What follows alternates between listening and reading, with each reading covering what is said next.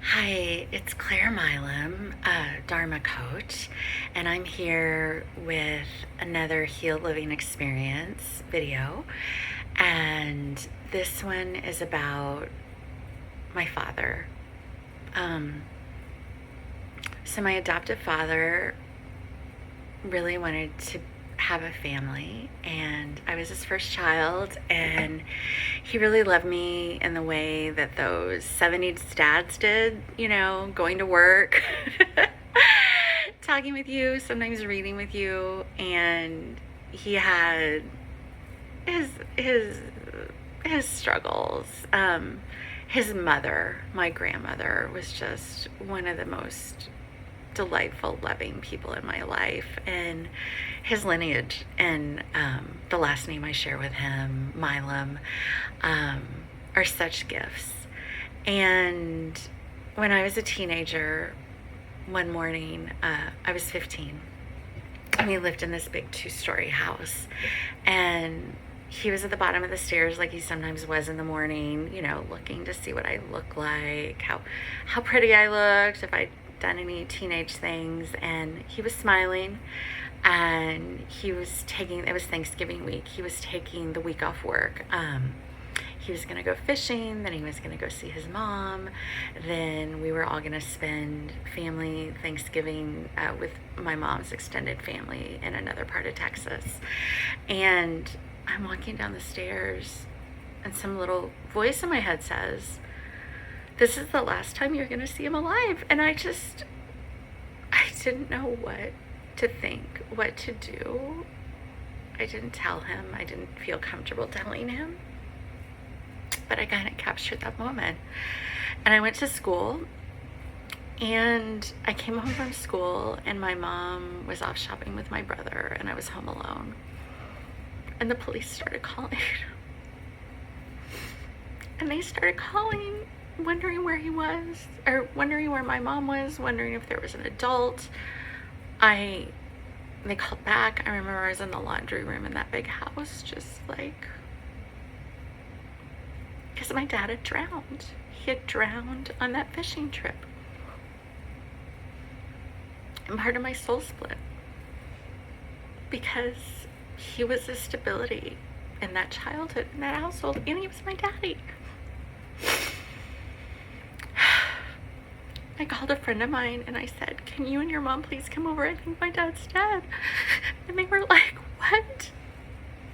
And I said, "The police keep calling. My mom's not here." This was back in the 80s. We didn't have cell phones. And the police kept calling, and I could hear in the background they said, "We think we found the body." And I was just like, "Oh my God, it's my daddy." And I'm like 15 years old.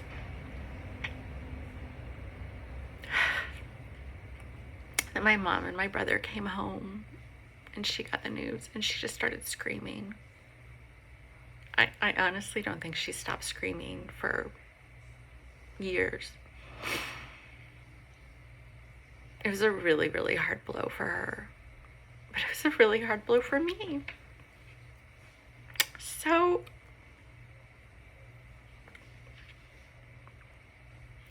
if you lost your dad to a drowning, if you lost your dad as a teenager, if you've lost your dad or been estranged from him at any part in your life, this is for you, right? Because this is our lived experience as humans. We're created by a man and a woman. We have a father. And my adoptive father was very pivotal in my life. His soul's still very loving and pivotal to me, and has helped me heal a lot of those childhood things and other things I've gone through. So yeah, this is part of my story, part of my lived experience, part of what I'm here to be of service to others who have gone through or going through something like this at a young age or at any age. So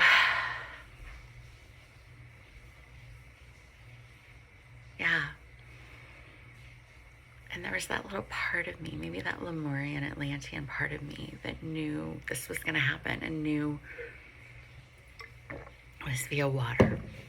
which I was terrified of for a while. Terrified. I was like one of those Texas girls that grew up, in the pool all summer.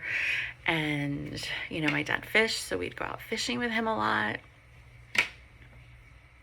I slowly learned how to swim again. I love swimming. I love going to the pool.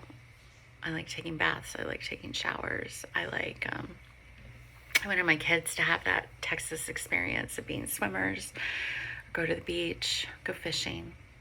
I actually really healed over the fishing, like the year my grandma died in Belize, in a little fishing village called Placencia, like talking to some fishermen, going out on a sailboat fishing.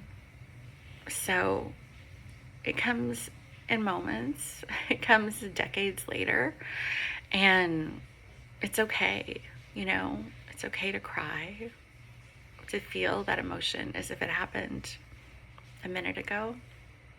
And honestly, because of the situation I was in, where my dad was really the stability in the house, and my mom just lost it, like a lot of my childhood ended that day because I really, really went more into a survivor mode. So grieve when it comes, like grieve when it happens, and reach out to others, reach out to a coach like me, just let it be. All right, so the healing is like a deep column of light. So uncross your feet. You might put your hands in a prayer pose like this. It might not be comfortable for you. It's fine. For me it is, because there's just this pillar, huge pillar of light from source coming through, just full-bodied, healing all those little parts wherever they are. And it's just going through. Down, up, down, up, down. And so, it's almost Father's Day here in the US when I'm recording this, 2024. And how do you honor your father? Do you go to his gravesite? Do you tell stories of him? Do you keep memories? Do you have dreams? Do you write? Do you sing? Do you share with others? Do you keep it to yourself? Do you feel sad when you see people with their daddies? Do you love your children more? Or do you just crumble over with grief? All of those are okay answers. All of those are fine responses. All of them. Different ones. Maybe you engage in reckless behaviors.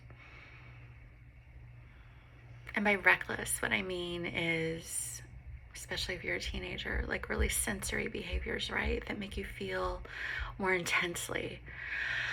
Maybe you do that at other times. It's all okay. We're all human. It's all part of our journey. We're all born. We all go back to the earth. So, if it's hard for you to articulate, consider sharing it. Send me an email, book a session with me, DM me, comment on this video. Share. Don't keep that bottled up any longer. I kept it bottled up for so long. Tend your heart. Tend that little child inside of you that had those early formative experiences with your dad, your father, your Abba, your daddy, whatever you called him. I called mine my daddy. And maybe find a key moment, a key memory. Like me walking down those stairs. Once I triple pierced my ear and he wasn't very pleased. Double pierced it. And he would get pretty angry. But we were incarnate together at that time, and that was a big deal. And I had no idea it was going to be so fleeting. So that's actually one of my biggest things, is just to love the life you have. And for any other quantum healing, it's just a heart transmission. So it's just a heart transmission of love from me and my guides to you watching this video on YouTube. Thank you so much. Subscribe, like, share, follow. Namaste. This is Claire Milam.